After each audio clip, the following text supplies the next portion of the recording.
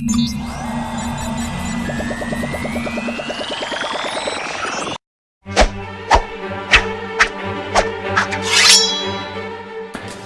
and welcome to the Halcyon Razor review on The Walking Dead. This is a forfeit one. I had to do it because of a previous blink that got a fair few reviews. This is going back, God, probably 3 or 4 months. So thanks very much for that. Anyway, we're going to talk about The Walking Dead. Show's an absolute phenomenon. It possesses several records that it holds to this day in terms of TV viewership in America. I mean, just to quote for a second here, it possesses the highest total viewership of any series in American cable TV history, is one of the most pirated shows of all time, and has the most watched series episode of all time with its season 5 premiere totaling 17.3 million viewers tuning in. The show's acting, pace and characters are the main draw considering what the critics say, and most average viewers praise its cinematography, its graphics, its practical effects, and how invested the producers seem to be with the design aesthetic and the realism of the show. However, the reason why this is a forfeit is simple. I'm not a fan of The Walking Dead.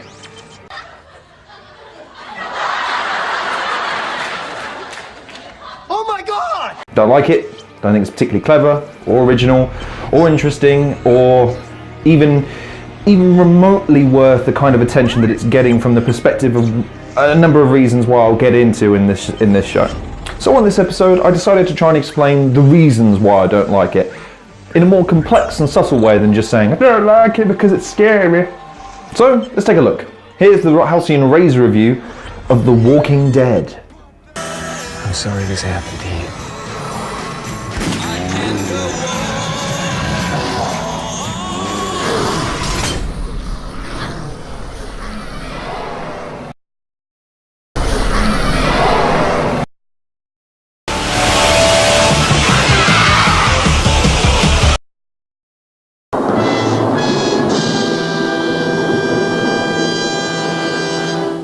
So let's start with what everyone needs to know about the show if they're going to get invested. The setting and the premise.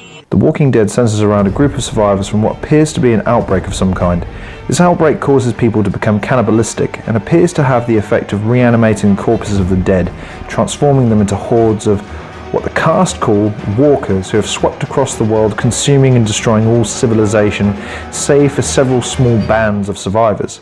The series kicks off with some very disturbing imagery reminiscent of the remake of The Dawn of the Dead, whereby the show plays on the horror of a small child being the first infected person the main character encounters.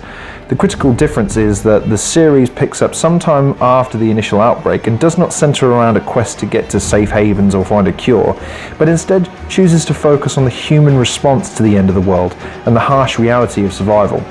My main problem with this is that throughout the series there is no ultimate payoff, and the show seemingly drifts from one season to the next with the premise and setup yielding nothing akin to a point or purpose to the show other than to illustrate zombies are assholes who go around messing stuff up, and people are either one of 3 character types: dicks, cowards, and ultimate badasses.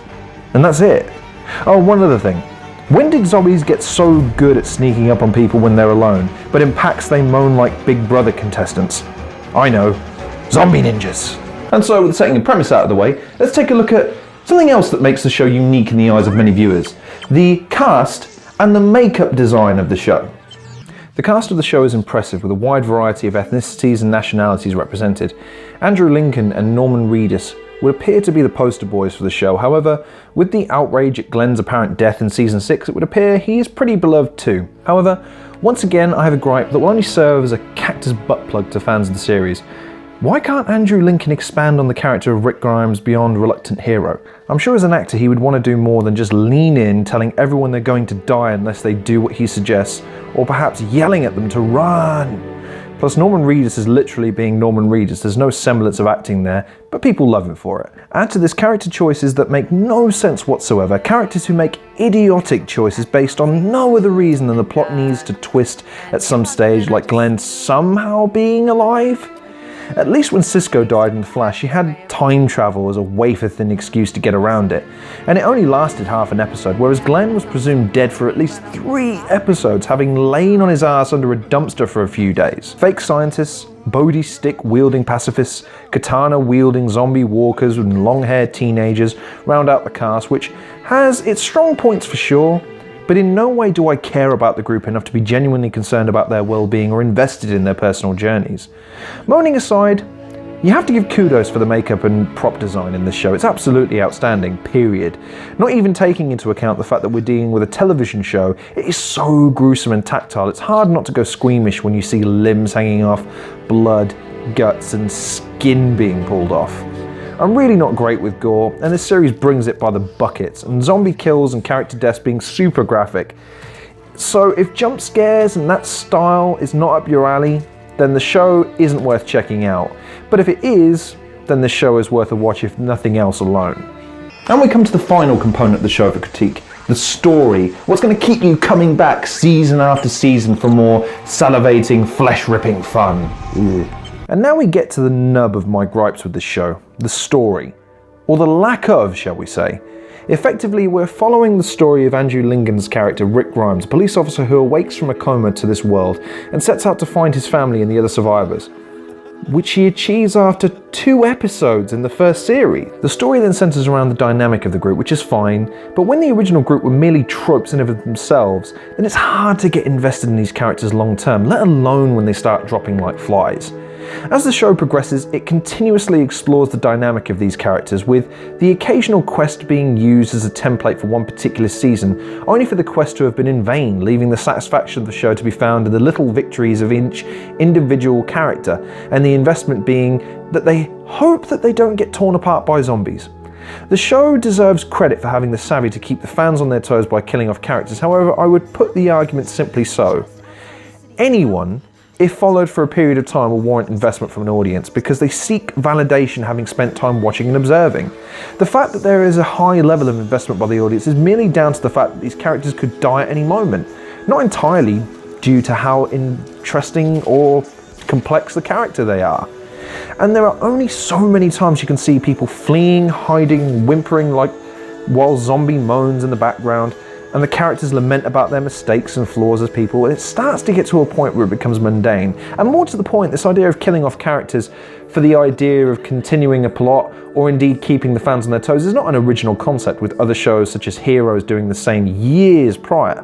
As a result, I do not place the character development of this show in the same bracket as other shows, or movies that have shared similar success.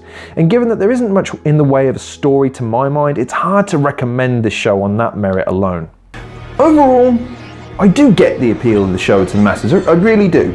I can see the appeal of the effects, and I can see the appeal of the movie style storytelling episode to episode.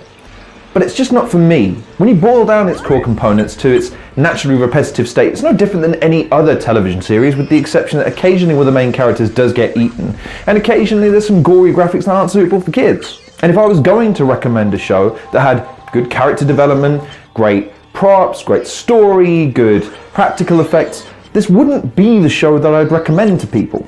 And I'd say if you're a fan, I'm not here to knock you. Like I can completely understand the appeal of it. However, like I've mentioned, it boils down to the same repetitive components episode to episode. The only difference is it applies to a different character episode to episode. There's no actual long-term gratification that comes from the show, only that, yay, they lived through another episode, which again doesn't speak to me in terms of its originality or indeed its long-term purpose. What message is it trying to convey other than zombies are scary, I guess?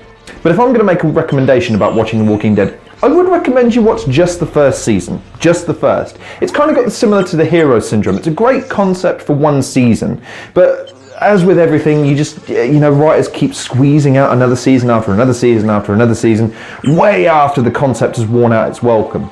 So I'd recommend stick to the first season. You'll get enough of the character development that you would have seen in the next 6 or 7 seasons. The effects is just as good in the first season, storytelling is just as good in the first season, and once you're over it, you're done, you can move on to something else. And more to the point, if you're deciding that I'm full of crap in my assertions, then you've got 7 more seasons to check out, which is great. If you decide I'm right, you can move on to other great series like Season 3 of The Flash. I'm going to be reviewing that soon, and it's going to be super sweet to get back involved in the fastest man alive. And if I'm going to rate the series, I'll be fair, I'll call it a 7. if nothing else, it is a well-crafted and well-produced product. There's no arguing that fact. And it does have its moments, and the fact is, I cringe every time I watch it because I'm not a gore fan. It does make me cringe, so I suppose in that effect it does its job really, really well. But like I say, 7 out of 10 I feel is a fair rating based on the fact that the acting can be boiled down to very simplistic components, and it is very, very repetitive. So thank you very much for watching this episode of the Halcyon review. Please like, share and subscribe.